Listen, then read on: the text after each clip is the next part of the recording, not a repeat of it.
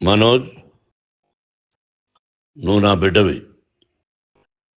లక్ష్మీ ప్రసన్న, విష్ణువర్ధన్ బాబు, మనోజ్ కుమార్. నిన్ను ఎలా పెంచానురా నేను?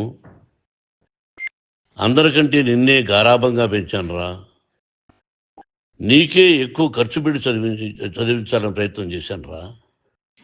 నువ్వు ఏది అడిగినా నేను నీకు ఇచ్చానురా.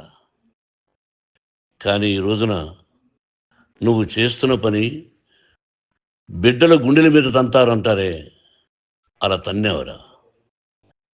మనసు ఆవేదనతో కింగిపోతుందిరా. నేను మీ అమ్మ ఏడ్చుకుంటున్నావురా.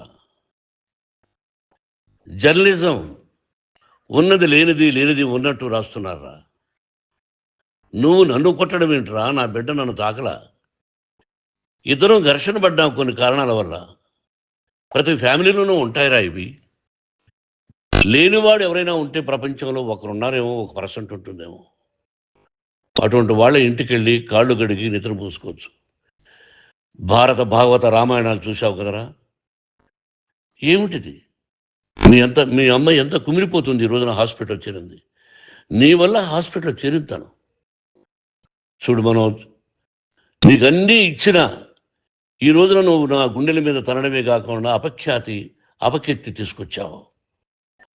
ఏదేదో రాశావు, ఏదేదో చెప్తున్నావు.